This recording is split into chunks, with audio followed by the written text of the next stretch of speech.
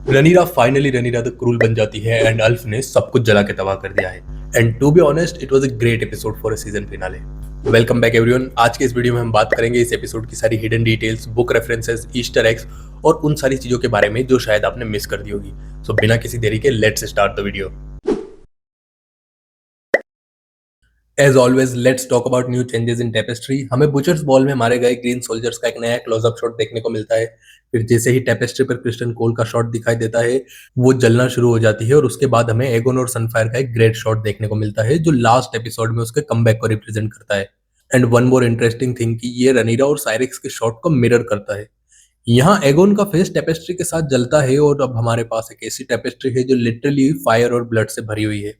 Now spoiler alert, इस episode में Helena की डेथ हो जाती है और वही इन टेपेस्ट्रीज को बनाती थी। तो सीजन 1 की तरह नेक्स्ट सीजन में भी हमें ओपनिंग सीन में कुछ नया देखने को मिलेगा, क्योंकि टेपेस्ट्री का जलना इस बात को इंडिकेट करता है कि ये हेलेना की टेपेस्ट्री का फाइनल एडिशन था। एपिसोड की शुरुआत ऑरवेल से होती है जो रनीरा के चैम्बर्स में उसको एगोन के जिंदा होने की न्यूज देता है। ये रनीरा के लिए एक बहुत बड़ा झटका है जो उसे फुल ब्लोन पैनिक अटैक में डाल देता है और वो सीधे डेमन के पास चली जाती है। एगोन का जिंदा होना ना सिर्फ फिजिकली बल्कि आइडियोलॉजिकली भी उसकी रेन के लिए एक बहुत बड़ा थ्रेट है। साथ ही ये उसके खुद के डिवाइन राइट के कॉन्सेप्शन के लिए भी एक बहुत बड़ा थ्रेट है। जैसा मैं अपनी पुरानी वीडियोस में बताता आ रहा हूँ, जब से एडम ने सी स्मोक को क्लेम किया है वो मानती है कि गॉड्स ने उसको रूल करने के लिए चूज किया है, पर जब से उसने आयरन थ्रोन पर कब्जा किया उसका रूल सिर्फ डाउन ही जा रहा था। और अब एगोन के वापस आ जाने से ये चीज और ज्यादा पक्की होने लगी है। और अगर ये उसका ये बिलीफ खो देती है कि वो डिवाइनली चूजन है तो ये उसके लिए और बड़ा डिजास्टर है, क्योंकि इसका मतलब ये है कि उसके बेटे बिना किसी वजह के मारे गए। वो डेमन से कहती है, Supporters have already sent ravens throughout the realm, announcing the king's return. रनीरा सही गैस करती है कि लोग कहेंगे कि एगोन का रेजरेक्शन डिवाइन इंटरवेंशन है और गॉड्स चाहते हैं कि एगोन आकर के रूल करे। एगोन को हाई सेप्टर ने एनोइट किया था जो रनीरा को एनोइट करने से मना कर देता है। फिर रनीरा गुस्से में कहती है, Fucking Viserys! इस पूरे सीजन वो विसेरस को एक रोल मॉडल की तरह देखती है और वही करने की कोशिश करती है जो विसेरस अगर उसकी जगह होता तो वो करता। वो अपने फादर को एक पीसफुल और बिलवेड किंग के रूप में देखती है और रियलिटी को इग्नोर करती है। विसेरिस एक वीक इंसान था, उसे कॉन्फ्लिक्ट के साथ डील करना बिल्कुल पसंद नहीं था और वो उन्हें बहुत ज्यादा अवॉइड करता था। उसका रेन सिर्फ इसलिए पीसफुल था क्योंकि उसे जहरस द कॉन्सिलिएटर से एक पीसफुल रेल मिला था। अब फाइनली रनीरा उसकी वीकनेस रियलाइज करती है जब उसने उसके रास्ते पर चलकर सिर्फ अपना नुकसान किया। पिछले एपिसोड में जब उसे पता चला था कि डेमन ने रेना के बारे में उसे झूठ बोला था तो उसने डेमन और उसकी काउंसिल को रिजेक्ट कर दिया था। पर जब अब एगोन वापस आ चुका है और उसके सामने एक बहुत बड़ा खतरा है तो वो फिर से डेमन के पास चली जाती है। वो अब डेमन को फाइनली टम्बलटन पर अटैक करने के लिए भेजती है। अब इस पूरे सीजन की स्टोरी टम्बलटन के आसपास ही घूम रही थी और फाइनली इस एपिसोड में हमें फर्स्ट बैटल ऑफ टम्बलटन देखने को मिलता है। उसके बाद कॉरिडोर में बेला रनीरा से कॉलिस को रेस्क्यू करने के प्लान के बारे में पूछती है। जैसा हमने पिछले सीजन में देखा था, बेला और कॉलिस काफी ज्यादा क्लोज है। रनीरा जब उसे बताती है कि उसके पास कोई प्लान नहीं है और वो उसे भी टम्बलटन जाने से रोकती है तो बेला फाइनली रनीरा को कन्फ्रंट करती है। वो रनीरा से कहती है, It was your fault! अब कॉलिस को ग्रीन ने कैप्चर कर लिया था तो वो बैटल ऑफ द गलेट से बचे हुए ट्रायर की सोल्जर्स को मारने के लिए किंग्स लैंडिंग छोड़कर जा चुका था और उसके जाने की वजह रनीरा ही थी जिसने उसके बेटों को वलारियन नाम देने से मना कर दिया था। तो जब बेला उसे कहती है कि उसका कैप्चर होना रनीरा की गलती है तो वो गलत नहीं है। बैटल ऑफ द गलेट के बाद रनीरा के साथ बेला की अपनी स्टैंडिंग भी काफी खराब है और बेला इस चीज को बहुत अच्छे से जानती है और एपिसोड 7 से पहले उसे लगता था कि वो रनीरा के मिस ट्रीटमेंट को डिजर्व करती है क्योंकि उसने जेस की मौत में कंट्रीब्यूट किया था। पर लास्ट एपिसोड से उसने अपना सेल्फ कॉन्फिडेंस वापस पा लिया है और वो अपनी तरफ रनीरा के एटीट्यूड से परेशान होने लगी है। यहाँ पर वो बिल्कुल अपने फादर की तरह रिएक्ट कर रही है, जैसा रनीरा भी कहती है। Insolence runs in your blood. एक बार फिर यहाँ पर रनीरा अपने एलाइज और करीबी लोगों को खुद से दूर कर रही है और यही उसके डाउनफॉल का सबसे बड़ा रीजन भी होने वाला है। रनीरा को लगता है कि किसी को उसके चॉइसेस पर क्वेश्चन करने का हक नहीं है क्योंकि वो क्वीन है और अब रनीरा किसी की ना सुनकर सिर्फ अपने हिसाब से चीजें कर रही है। उसने एक एक करके हर कैरेक्टर को शट आउट कर दिया है और अपनी क्रुएल्टी दिखाई है। नेक्स्ट सीन में हम एलन पर कट करते हैं जो वलारियन सोल्जर्स के रेजिमेंट का किंग्स लैंडिंग में वेलकम कर रहा है। यहाँ वलारियन सोल्जर्स को डर है कि वो सिटी को डिफेंड नहीं कर सकते क्योंकि इससे कॉलिस की जान को खतरा है, लेकिन एलन उन्हें कहता है, We would want us to appraise Valarian honor as greater than his life. फिर एलन खुद को कॉलिस के सबसे बड़े बेटे के रूप में इंट्रोड्यूस करता है पर उसे डिजायर्ड रिएक्शन नहीं मिलता। यहाँ तक कि वहां पर दो आदमी अपनी तलवार की तरफ हाथ भी आगे बढ़ाते हैं। पर फाइनली वो कहता है, a named successor. You're once and future Lord of the Tides. अब कॉलेज भी प्रैक्टिकली यही चाहता है, पर रनीरा ने उन दोनों भाइयों को अभी तक लेजिटिमाइज नहीं किया है। रेड कीप के बाहर ह्यू हैमर डेमन को जाते हुए देखता है और अल्फ की तरह वो भी अपने क्वीन के ऑर्डर्स को बिट्रे करने का डिसीजन लेता है। हालांकि उसका बिट्रेयल अल्फ के लेवल का नहीं है, क्योंकि वो बस अपनी वाइफ को प्रोटेक्ट करने टम्बलटन जाना चाहता है, बट स्टिल वो बिट्रेयल ही है और आगे चलकर रनीरा इसे सही तरीके से नहीं देखने वाली। और फाइनली उसे रियलाइज होने वाला है कि उसके ड्रैगन राइडर्स बिल्कुल अनरिलायबल हैं। हालांकि ह्यू अल्फ से काफी ज्यादा ऑनरेबल और लॉयल है, पर वो भी इस सीजन में रनीरा के ऑर्डर्स को फॉलो करने में सिमिलरली रिलक्टेंट रहा है। सीजन की शुरुआत में वेगार का वेट करने के बजाय उसने अपनी पोस्ट छोड़ दी थी और फिर बाद में भी वो रनीरा का मना करने के बावजूद टम्बलटन में चुपके से अंदर गया था। नेक्स्ट सीन में हम डेरोन को रिवरमैन और विंटरवुल्व्स की आर्मी को आते हुए देखते हैं। उसके बाद ऑर्मंड उसे नाइट बनाने का डिसाइड करता है और यहीं पर हमें ऑर्मंड के आर्मर का बैटल लुक भी मिलता है, जो उसने इस सीजन में पहले पहना था। हम उसके चेस्ट प्लेट पर 7 गॉड्स देख सकते हैं, जिसमें मदर और वॉरियर ओल्ड टाउन के हाई टावर के बगल में प्रोमिनेंटली दिखाई देते हैं। हाई टावर्स एक बहुत रिलीजियस फैमिली है और ऑर्मंड का आर्मर ये बहुत अच्छे से रिफ्लेक्ट भी करता है। ऑर्मंड फिर डेरोन को नील करने को कहता है, फिर वो उसे वीक, इनोसेंट और औरतों और बच्चों को प्रोटेक्ट करने की कसम खिलाता है। और जब ये वो वर्ड्स बोलता है, हमें स्क्रीन पर टम्बलटन के लोग दिखाई देते हैं और ये चीज ऑर्मंड की हिपोक्रेसी को बहुत अच्छे से हाईलाइट करता है। ऑर्मंड रेगुलरली उन लोगों को खतरे में डालता है जो खुद को डिफेंड नहीं कर सकते, यहाँ तक कि उसकी पूरी स्ट्रेटेजी ही इनोसेंट लोगों के टाउन को होस्टेज बनाने पर बेस्ड है।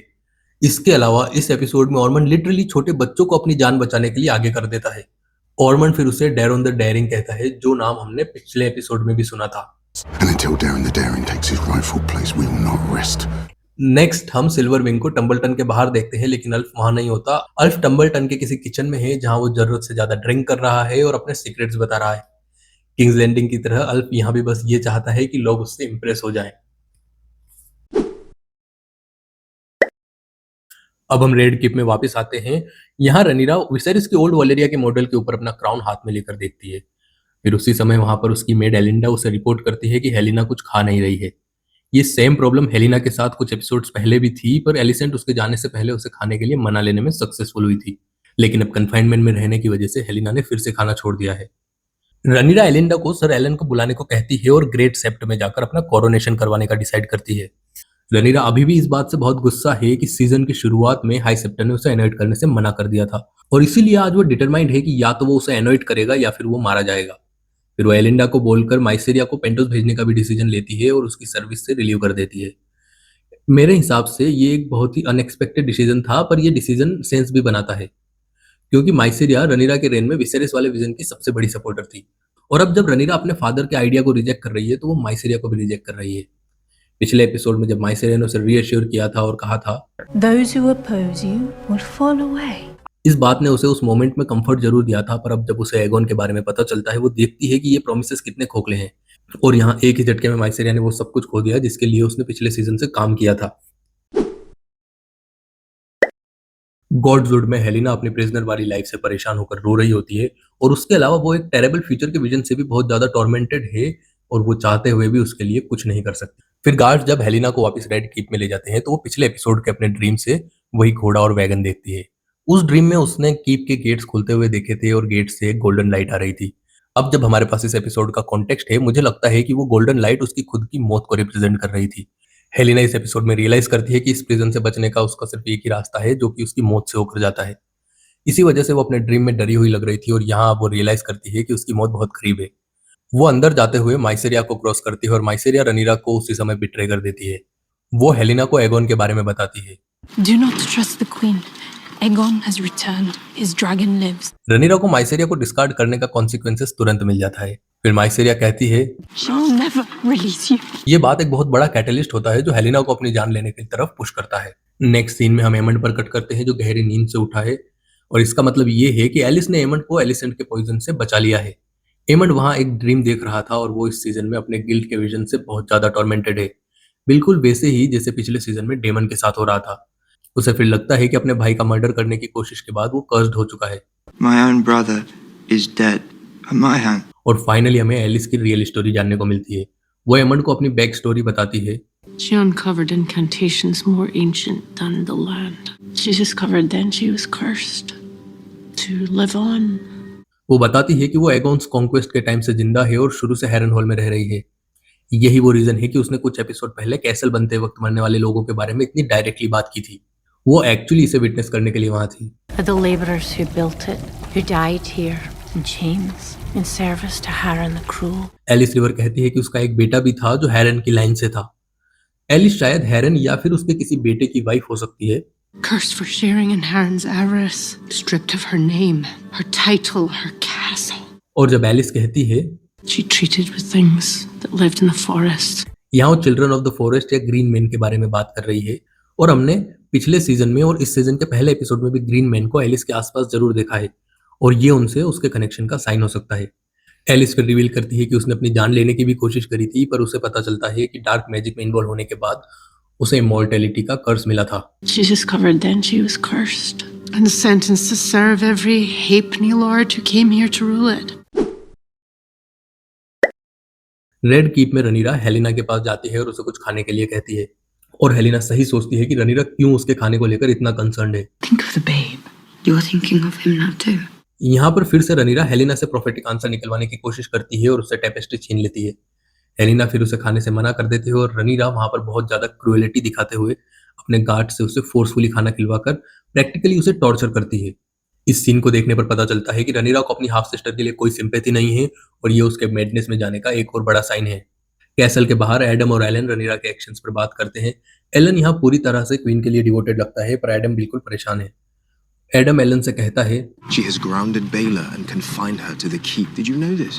पर एलन अपनी लवर की जगह अपनी क्वीन को चूज करता है। And it is not mine to question her grace. ये सुनते ही एडम एलन पर अपने पर्सनल गेन और एम्बिशन पर फोकस करने का इल्जाम लगाता है। ये क्रिटिसिज्म बिल्कुल भी गलत नहीं था, लेकिन ये भी सच है कि कॉलिस ने ही एलन के लिए ये चाहा था। उसी ने एलन को रनीरा का हैंड बनाकर भेजा था ताकि उसके बेटों का स्टेटस एलिवेट हो सके और एलन उसी गोल की तरफ काम भी कर रहा है। नेक्स्ट सीन में रनीरा अपने अमेजिंग आर्मर में रेड कीप से बाहर आती है। उसने चेन मेल का फुल हुड पहना हुआ है जो उसके बालों को कवर करता है और उसके आर्मर का शेप किसी ड्रैगन के स्केल्स जैसा दिखाई देता है। वो अपनी आंखों पर भी मेकअप लगाती है जो हमें उसकी और डेमन की ओल्ड वलेरिया स्टाइल वेडिंग की याद दिलाता है। हमें फाइनली रनीरा के साथ जॉफरी भी दिखाई देता है जिससे वो अभी भी अच्छे से बात नहीं कर पा रही है। टम्बलटन में अल्फ का कोई पता नहीं है और ऑर्मंड को अल्फ पर रिलाई करने का सबक मिल रहा है और दूसरी तरफ ग्वेन डेरोन को पार्ले का आइडिया देता है और उसी समय डेमन भी कैरेक्सिस के साथ टम्बलटन पहुंच जाता है जिसे देखकर रिवरमैन की आर्मी में काफी जोश आ जाता है। ऑर्मंड और जॉन रॉक्सटन को काफी ढूंढने के बाद भी अल्फ का कोई पता नहीं चलता, जबकि दूसरी तरफ ग्वेन और डेरोन कॉलिस के पास पहुंच जाते हैं। ग्वेन वहां कॉलिस को एक डील ऑफर करता है पर कॉलिस कहता है My honor is all that remains to me. Collins हमेशा ऑनर और लेगेसी को लेकर हाईली कंसर्न रहा है और वो किसी भी कीमत पर एक टर्न क्लोक नहीं बनेगा। किंग्स लैंडिंग में सिटी में डिसरप्शन का माहौल देखकर माइसरी अपने कैरिज से कूदकर वहां से भाग निकलने में कामयाब हो जाती है और अब जब रनीरा ने उसे अपनी सर्विस से निकाल दिया है, ये देखना काफी इंटरेस्टिंग होगा कि माइसरिया की अगली चाल क्या होने वाली है, क्योंकि मुझे लगता है कि माइसरिया उसके डाउनफॉल का एक बड़ा रीजन बन सकती है और आने वाले टाइम में किंग्स लैंडिंग के रॉयट्स में उसका बड़ा रोल होने वाला है। रनीरा एक पैलेक्विन में ग्रैंड सेप्टर तक जाती है और उसे रास्ते में विंडो से वो ग्राफिटी देखने को मिलती है जैसा उसे अल्फ ने बताया था। ये देखकर रनीरा को सिटी के लोगों पर और गुस्सा आता है। उसे लगता है कि उन्होंने उसे रिजेक्ट कर दिया है, जबकि रनीरा ने उनकी मदद करने के अलावा और कुछ नहीं किया। वो फिर फाइनली इस सीजन में पहली बार जॉफरी से बात करती है और उसे song of ice and fire का सीक्रेट बताती है। टम्बलटन में ग्वेन कॉलिस को लेकर डेमन के पास पार्ले करने जाता है। ग्वेन यहाँ प्रपोज करता है कि रेल्म को 2 हिस्सों में बांट दिया जाए। रनीरा क्राउनलैंड, नॉर्थ, वेल और रिवरलैंड पर रूल करे और डेरोन, रीच, स्टॉर्मलैंड और वेस्टरलैंड पर ओल्ड टाउन से रूल करेगा।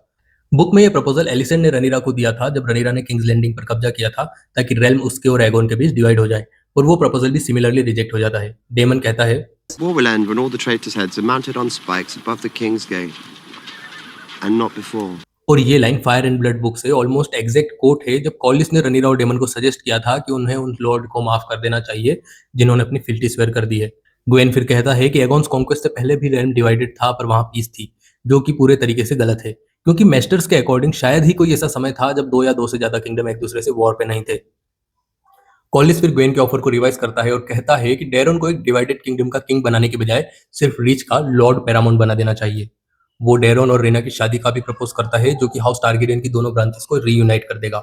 यहाँ ये ऑफर बहुत ज्यादा लॉजिकल है और सेंस भी बनाता है क्योंकि ब्लैक्स को वो सभी मिल रहा है जो उन्हें चाहिए और वो भी बिना किसी खून खराबे के।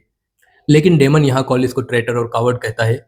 कॉलिस उससे पूछता है Is what you want from this war victory or a mountain of dead high towers? Daemon यहाँ डेफिनेटली बाद वाला ऑप्शन चाहता है और वो इस अलायंस के लिए साफ मना कर देता है।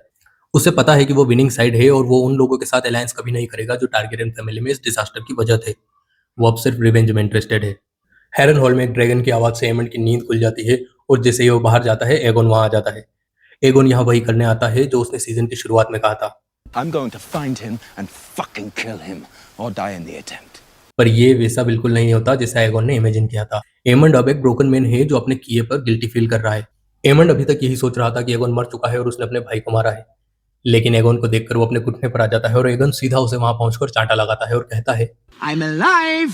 एमंड एगोन से माफी मांगता है और एगोन उसे माफ करने से साफ मना कर देता है, लेकिन वो उसे मारने की जगह उसे अपने साथ लेता है और उसे अपने साथ अपनी जगह वापस हासिल करने का चांस देता है। ये एगोन का एक बहुत अच्छा प्रैक्टिकल सॉल्यूशन होता है क्योंकि उसे जीतने के लिए और ड्रैगन्स चाहिए और वेगार उसके कॉज के लिए एक बहुत बड़ा हथियार हो सकता है।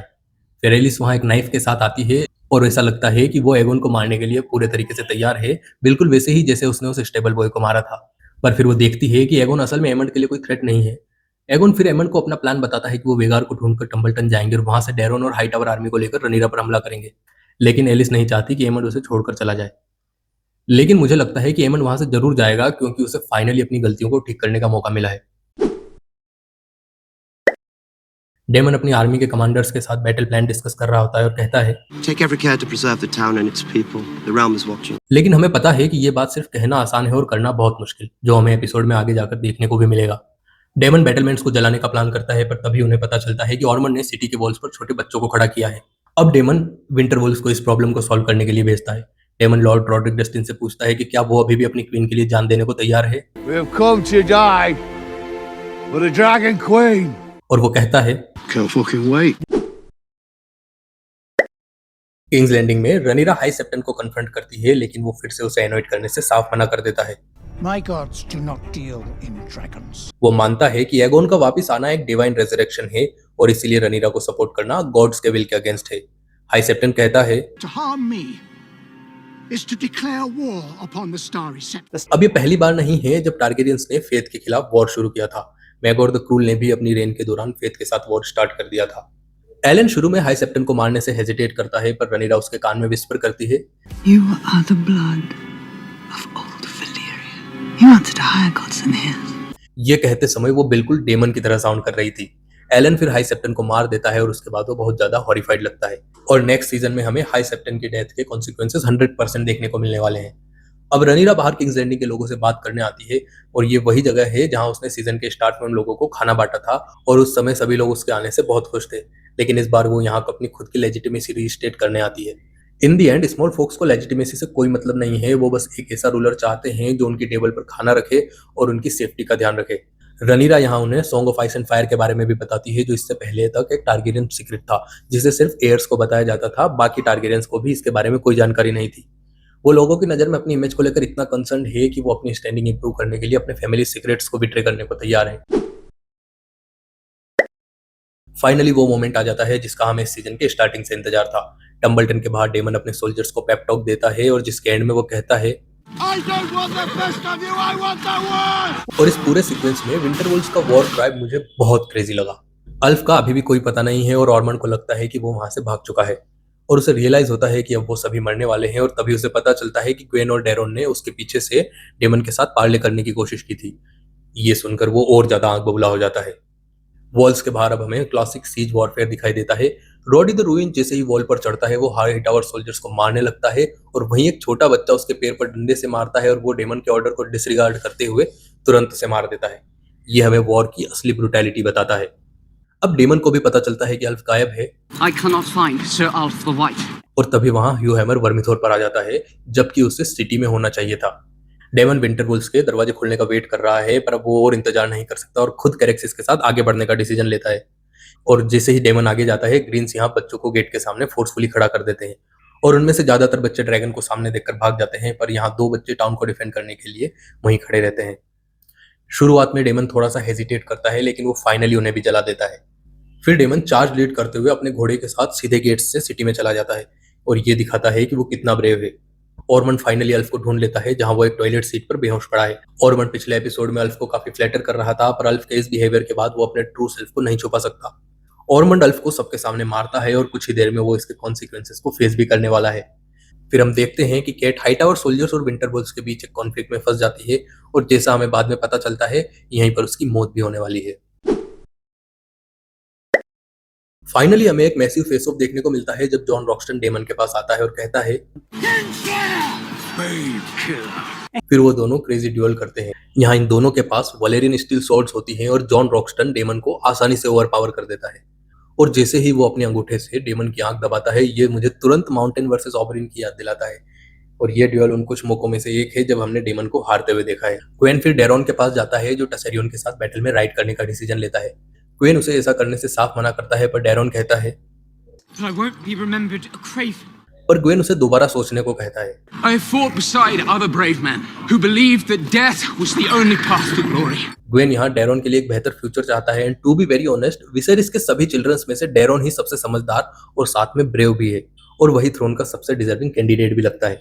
ग्वेन उसे फिर से बोलता है कि वो इस चीज को रिकंसिडर करे और यहाँ हमें ग्वेन और डेरॉन का रिश्ता अंकल और नेफ्यू से ज्यादा एक बाप बेटे की तरह लगता है। ग्वेन डेरॉन में अच्छा ही देखता है और वो चाहता है कि वो इस वायलेंस और डिस्ट्रक्शन से किसी तरह बच जाए। वो कहता है और बोलता है कि उसे वॉर में जाने के लिए उसकी लाश से होकर गुजरना पड़ेगा, पर यह कॉन्फ्लिक्ट सिल्वर विंग और अल्फ के आ जाने से वहीं खत्म हो जाता है। अल्फ को देखते ही ब्लैक आर्मी खुश हो जाती है लेकिन कुछ ही देर में अल्फ उन्हीं पर हमला कर देता है। बुक में अल्फ और ह्यू के बिट्रेयल का हमें कोई एग्जैक्ट रीजन नहीं मिलता लेकिन शो में अल्फ के बिट्रे करने का मेन कंपोनेंट डिसरिस्पेक्ट फील करना है। ब्लैक्स को भी ये बात समझ नहीं आई कि उन्होंने एक ड्रंक को एक न्यूक्लियर वेपन दे दिया है और फिर वो उसी को ट्रैश की तरह ट्रीट कर रहे हैं। इसी वजह से वो ना सिर्फ रनीरा बल्कि ऑर्मंड को भी धोखा देता है, यहाँ तक कि बुक में फर्स्ट बैटल ऑफ टम्बलटन को फील्ड ऑफ फायर से भी भयानक बताया जाता है। रॉडी द रूइन को जैसे ही पता चलता है कि सिटी के गेट्स ओपन हो गए हैं वो सीधा ऑर्मंड हाईटावर को मारने निकल पड़ता है। वो एक ग्लोरियस डेथ चाहता है और एनिमी कमांडर को मारने से बेहतर तरीका और क्या हो सकता है। रॉडी और ऑर्मंड फिर आमने सामने आते हैं और वो अपनी शील्ड से ऑर्मंड के दांत तोड़ देता है लेकिन तभी ऑर्मंड उसे अपनी वलेरियन स्टील स्वॉर्ड से स्टैब करता है और फिर उसका एक हाथ काट देता है। पर जैसे ही रॉड्रिक के हाथ का खून ऑर्मंड के फेस पर लगता है वो गैग करता है और ये छोटी सी डिस्ट्रैक्शन रॉडी को एक अपर हैंड दे देती है और वो सीधे उसके बैक में चाकू मार देता है। बुक में यह बैटल और भी ज्यादा क्रेजी होता है जब विंटरवॉल्स अपने से 10 गुना बड़ी आर्मी से लड़ते हैं। रॉडी ऑर्मंड के कजिन ब्रिंडन हाईटावर से लड़ता है और वो उसका हाथ काट देता है, पर रॉडी इसके बावजूद भी लड़ता रहता है और ब्रिंडन और ऑर्मंड दोनों को मौत के घाट उतार देता है। ऑर्मंड फिर फाइनली अपने आखिरी मोमेंट में उस चीज के हाथों मारा जाता है जिसे वो सबसे ज्यादा नफरत करता था। दूसरी तरफ रॉडी खुशी से पागल है क्योंकि वो दुश्मन के कमांडर को मारकर ड्रैगन फायर से मरने वाला है। उसके लिए इससे ज्यादा ग्लोरियस डेथ और कोई नहीं हो सकती थी। अल्फ बिना किसी चीज की परवाह किए टम्बलटन पर आग बरसाना शुरू कर देता है और हजारों मासूम लोगों को मौत के घाट उतार देता है। ये पूरा सीक्वेंस सीजन 8 के डेनेरिस से बहुत सिमिलर है जब वो किंग्स लैंडिंग को जला देती है। बैटल के एंड में जब डेमन ड्रैगन फायर से बर्बाद हुए टम्बलटन के रूइंस में उठता है, ये बिल्कुल वैसा ही होता है जैसे सीजन 8 में आर्या ने किंग्स लैंडिंग को तबाह होते हुए देखा था। डेमन हमेशा से बैटल के विनिंग साइड में रहा है लेकिन यहाँ वो पहली बार वॉर के हॉरर्स को कन्फ्रंट कर रहा है। डेमन फिर वहाँ हाईटावर सोल्जर्स को मारने लगता है पर कॉर्लिस उसे रोक लेता है और उसे बताता है Alf has turned. The town is lost. We are leaving. यह बैटल वॉर के उस एब्सोल्यूट डिस्ट्रक्शन के बारे में बताता है जिसका असर उन मासूम लोगों पर पड़ता है जिनका वॉर से कोई लेना देना भी नहीं होता। फिर हम देखते हैं कि ग्वेन बैटल सरवाइव कर चुका है और वो डेरॉन को ढूंढ रहा है। शो मेकर्स ने यहाँ हमें डेरॉन का फेट नहीं बताया है और इस सस्पेंस को रिवील होने के लिए हमें सीजन 4 का वेट करना पड़ेगा। और दूसरी तरफ ह्यू हैमर को उसकी वाइफ की लाश मिलती है जिसे देखकर वो बहुत ज्यादा दुखी हो जाता है। शो में हमें ह्यू की लाइफ के बारे में बहुत अच्छे से बताया है और उसके ड्रैगन राइडर बनने के पीछे सिर्फ यही कारण था कि वो अपनी फैमिली के लिए एक अच्छी लाइफ चाहता था, लेकिन उसके ड्रैगन राइडर बनने के बाद उसकी वाइफ उससे कोई रिश्ता नहीं चाहती थी। Dragon's Stone. Seeking out your own glory. I did it for you. I didn't want it. और अब उसकी वाइफ का टम्बलटन में मर्डर हो जाता है और शायद वो रनीरा की आर्मी को इस चीज के लिए ब्लेम करने वाला है। तो ये देखना काफी इंटरेस्टिंग होगा कि ह्यू इस बात पर कैसे रिएक्ट करता है। रेड कीप में हेलिना अपनी एम्ब्रॉयडरी कंप्लीट करती है और उसे पकड़कर विंडो की तरफ जाती है और हम देख सकते हैं कि जिस आखिरी पीस पर वो काम कर रही थी वो उसकी खुद की डेथ शो कर रहा है। और जैसे ही रनीरा रेड कीप लौटती है उसे हेलिना की मौत का सामना करना पड़ता है। अब हमें इसके हिंट सीजन के शुरुआत से मिलते आ रहे थे कि हेलिना किस तरह अपनी जान लेने वाली है। उसने इस सीजन के शुरू में ही कहा था I need to see the moon. और एलिसेंड ने जवाब दिया था The window will have to do. Helaena की टेपेस्ट्री विंडो से बाहर लटकी हुई थी और ये उसकी मौत का रास्ता और उसकी लेगेसी दोनों थी। फिर नेक्स्ट सीन में हम एलिसेंड पर कट करते हैं जो शायद किसी जंगल में है और वो देखती है कि मल्टीपल बटरफ्लाइज वहां से एक साथ उड़ जाती है। यहाँ पर बटरफ्लाइज हेलिना को रिप्रेजेंट करती है और इन बटरफ्लाइज का उड़ना उसकी सोल के आजाद होने को रिप्रेजेंट करता है। ये देखकर एलिसेंट को भी समझ आ जाता है कि उसकी बेटी के साथ कुछ बुरा हुआ है और अब फाइनली एलिसेंट ने सब कुछ खो दिया है। उसे लगता है कि उसका सबसे बड़ा बेटा मर चुका है और उसके दूसरे बेटे को वो खुद अपने हाथों से मार कर आ रही है और अब उसकी बेटी ने भी अपनी जान ले ली क्योंकि एलिसेंट उसे छोड़कर आई थी। मुझे लगता है कि वो उन एक्शंस के लिए खुद को ब्लेम करने वाली है जिन्होंने हेलेना की लाइफ को शेप किया। रनीरा फिर विंडो के वहां खड़ी होकर टेपेस्ट्री में हेलेना की बॉडी को गिरते हुए देखती है। उसने इस एपिसोड और लास्ट एपिसोड में बार बार हेलेना से वो टेपेस्ट्री छीनी थी जब वो उससे बात करना चाह रही थी, पर उसे अब रियलाइज होता है कि अगर उसने हेलेना पर ज्यादा ध्यान दिया होता कि वो क्या कर रही है तो शायद वो इसे रोक सकती थी। फिर वो बाकी टेपेस्ट्री को देखती है लेकिन जो उसे दिखता है वो उसे बिल्कुल पसंद नहीं आता। हेलेना ने उसको आयरन थ्रोन पर दिखाया है पर उसके क्राउन और उसके हाथ से लाल धागा नीचे की तरफ आ रहा है जो उसके आयरन थ्रोन पर कट्स लगने को रिप्रेजेंट करता है। That was all from my and और कमेंट करके बताइए आपको ये सीजन फिनाले कैसा लगा और ऐसी और गेम ऑफ थ्रोन्स यूनिवर्स की वीडियोस देखने के लिए चैनल को सब्सक्राइब जरूर करें।